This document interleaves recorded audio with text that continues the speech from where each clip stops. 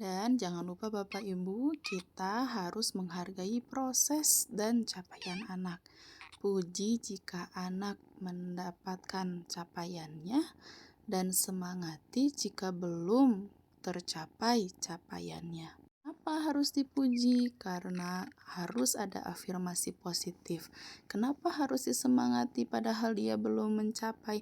Karena kita menghargai usaha dia. Kita mengetahui bahwa hal itu merupakan sulit untuk anak kita, struggle gitu ya Bu bahasa anak-anaknya mah. Dan agar anak tidak mudah putus asa. Tiap capaian anak itu walaupun 1% nambahnya itu sangat berguna dan sangat berarti. Seperti misalnya kemarin dalam ulangan biologi itu saya sendiri mata pelajaran saya, anak-anak itu saya lihat jawabannya kok banyak yang agak sama gitu ya jawabannya. Saya ini zonnya anak-anak kayaknya pada niron gitu ya, pada nyontek. Dan saya kumpulkan mereka semuanya. Saya jelaskan bahwa dalam penilaian itu perlu kejujuran. Dan di Azainiyah itu menjunjung tinggi akhlak terpuji. Masa iya nyontek termasuk akhlak terpuji? Walaupun saya tahu bahwa saya tidak bisa mengubah 100% ya anak-anak jadi tanpa nyontek sama sekali, dan saya tidak bisa menjamin hal itu tidak akan terjadi di anak-anak ya. Nyontek itu kayak udah bagiannya dari kehidupan kita kayaknya. Itu saya nggak bisa menjamin 100%, tapi setidaknya saya berusaha dan saya berani mendidik anak-anak saya, alias anak Bapak Ibu ya. Sehingga Bapak Ibu anak-anak ini sama saya dipanggilin satu-satu. Nah, mana yang hasil nyontek, mana yang hasil sendiri. Dan mereka alhamdulillah pada jujur Bapak Ibu ya, tanpa mereka merasa malu gitu ya. Kan biasanya anak kalau salah malu untuk melakukan jujur, atau dia takut gitu ya untuk jujur. Ini anak-anak tuh pada bilang, "Teteh maafin aku nironnya itu di nomor ini, poin ini, poin ini, poin ini. Aku niron dari nomor segini sampai nomor segini." Sampai sama saya diomongin satu-satu, "Ya nak, tuh kamu lihat dapat nilai segini, kamu bangga nggak dapat nilai segitu?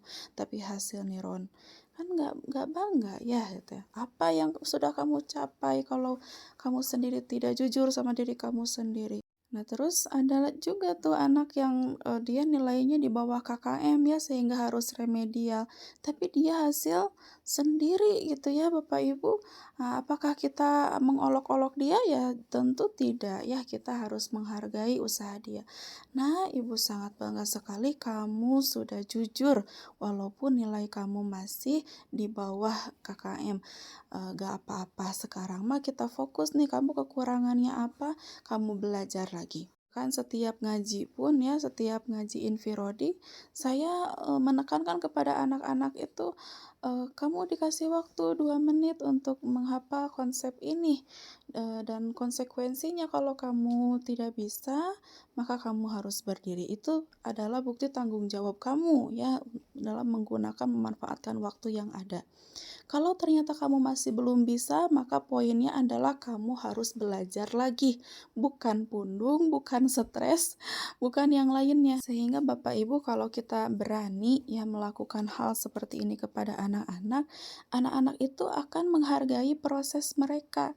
Bahkan kemajuan yang mungkin kita lihat kayak kecil gitu ya, anak itu juga ngerasa apa sih kecil sekali perubahan ini, tapi itu lebih berharga daripada dia tidak sama sekali berubah.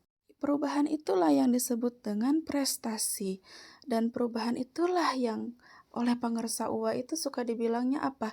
Karomah. Karomah itu bukan sesuatu yang tiba-tiba ujug-ujug jadi gitu ya, tiba-tiba hebat itu Bapak Ibu. Ya prestasi anak-anak kita itu bukan tentang wah tiba-tiba dapat nilai A, tiba-tiba dapat ini, tiba-tiba dapat itu, bukan ya. Bahkan ada sesuatu yang lebih hebat daripada karomah, daripada prestasi yang ya seperti itu. Apa itu yang disebut dengan istiqomah, yang disebut dengan konsistensi. Karena untuk apa kalau dia ternyata hebat, tapi hebatnya hari tahun ya.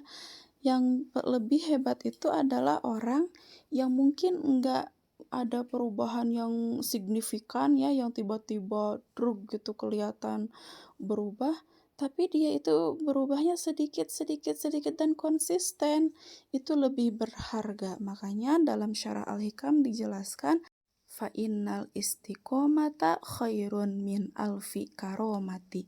Sesungguhnya istiqomah itu lebih bagus daripada 1000 karomah. Kalau dalam kasus kita, dalam obrolan kita ini, berarti apa tuh?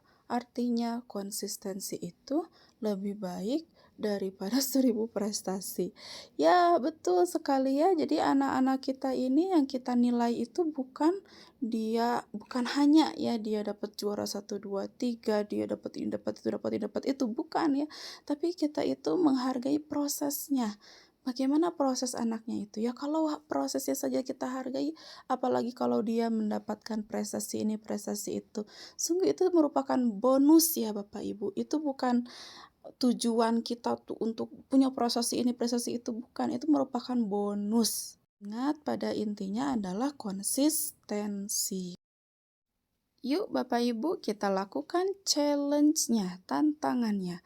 Yang pertama adalah Bapak Ibu meluangkan waktu untuk mengobrol dengan anak Bapak Ibu.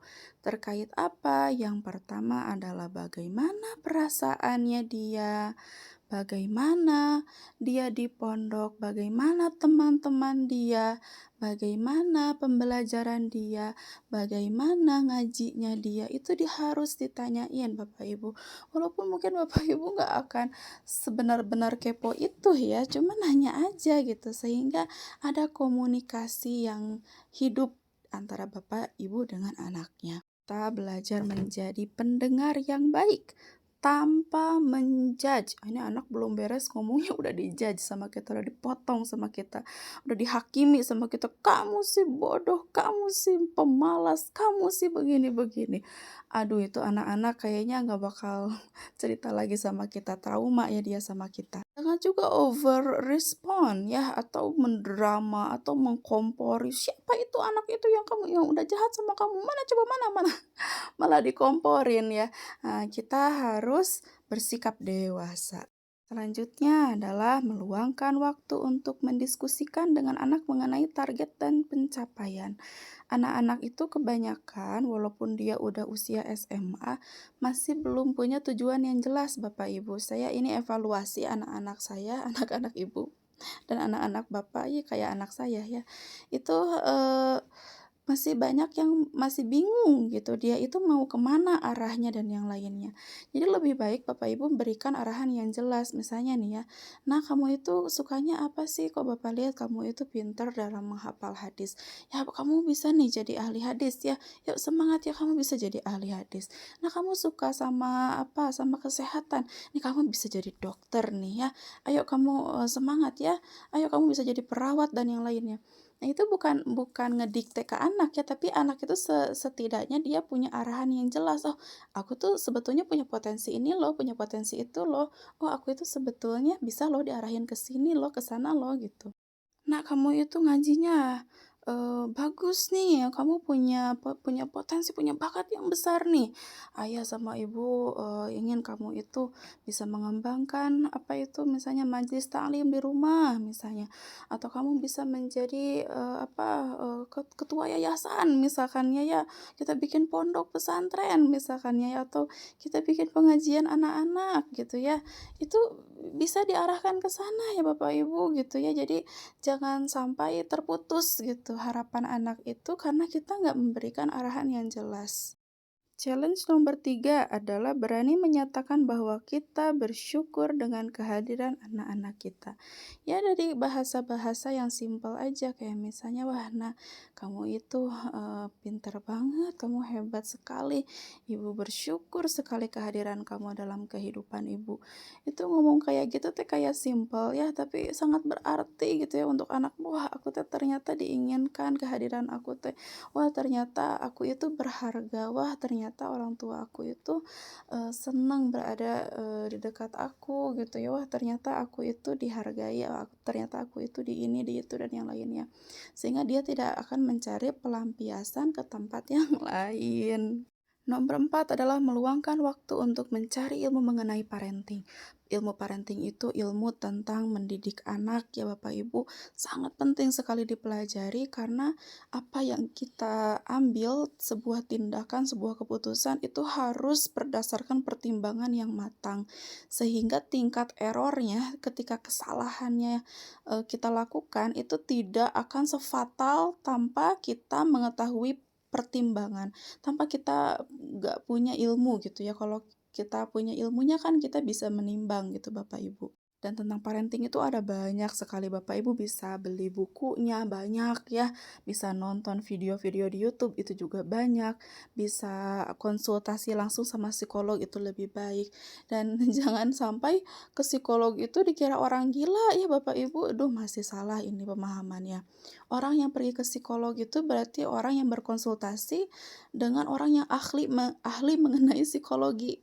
Kita perlu mengetahui kita itu sehat atau tidak ya, kita perlu mengetahui kita itu sebetulnya, ada masalah atau tidak nih dalam pengambilan keputusan dan pertimbangan kita nih, gitu. Jadi jangan sampai, temperamennya kita atau temperamennya orang tua kita dulu, bahasa toksiknya, bahasa racunnya gitu ya, orang tua kita dulu, drama-dramanya orang tua kita dulu, itu sama kita diulangi lagi dan membuat anak kita itu terus melanjutkan siklus-siklusnya seperti itu, siklus-siklus negatif. Itu jangan sampai terjadi seperti itu. Harus dipotong sama kita, anak kita nggak boleh merasakan apa itu, toksiknya, tidak boleh merasakan, apa itu, drama-drama yang, apa ya, yang sangat tidak bermanfaat gitu ya. Ya kalau memang tujuan Bapak Ibu, ya kan saya mah dididik seperti ini sama orang tua saya itu ada tujuannya, ya bisa lebih baik dan yang lainnya lah ya, poin-poin positif lainnya. Ya Bapak Ibu, hal yang positif itu bisa dicapai dengan hal yang positif juga ya. Maksudnya kalau Bapak Ibu ingin mendapatkan pendidikan yang baik, itu masa iya harus melalui hal yang negatif? Masa iya harus korban perasaan banyak banget? Masa iya harus sampai anak trauma? Masa iya harus tangan kena dosa gara-gara mukul sembarangan ya? Gara-gara apalagi ngebentak sembarangan? Masa iya sih harus kayak gitu? Kalau ada yang lebih baik ya kita cari jalan yang lebih baik. Dan yang terakhir challenge-nya adalah beribadah yang dikhususkan untuk anak kita. Bapak Ibu kalau udah sholat itu khususkan berdoa itu untuk anak kita. Sholat sunat dikhususkan untuk anak kita. Berinfak, bersodakoh dikhususkan untuk anak kita. Apalagi berpuasa dikhususkan untuk anak kita. Itu kalau bisa apa-apa itu dikhususkan untuk anak kita. Kenapa? Karena mungkin ya kita, sangat terbatas dalam apa itu memperbaiki kehidupan. Ya mungkin anak-anak kita lah yang akan memperbaiki kehidupan kita atau kehidupan generasi-generasi anak cucu kita gitu ke depannya. Jadi kita harus benar-benar berdoa kepada Allah yang Maha memegang hati mereka, "Ya Allah, tolong pegang hati anak ini, arahkan dia menjadi anak yang baik, soleh-solehah. Bersamailah mereka di lingkungan mereka ini kebaikan-kebaikan, hikmah-hikmah yang bermanfaat." Orang-orang yang memberikan hal-hal positif kepada anak-anak kita. Janganlah biarkan anak-anak kita ini berada pada lingkungan yang buruk, yang malah membuat imannya ini menjadi lebih lemah, yang malah malah menjauhi ibadah dan yang lainnya. Sampailah kita pada akhir video ini. Terima kasih Bapak Ibu yang sudah mendengarkan, mau bertahan sampai akhir detik ini ya. Berarti Bapak Ibu punya itikad yang baik. Dan pada akhirnya menjadi orang tua itu adalah tentang menjaga amanah, konsistensi, dan istiqomah. Saya mohon maaf jika banyak sekali kesalahan yang saya lakukan dalam membuat video ini. Mohon dimaafkan segala keburukannya, segala kesalahannya itu datang dari saya dan segala kebaikannya itu datang dari Allah Subhanahu wa taala. Wallahul muwaffiq ila aqwamit thoriq wal afu minkum. Wassalamualaikum warahmatullahi wabarakatuh.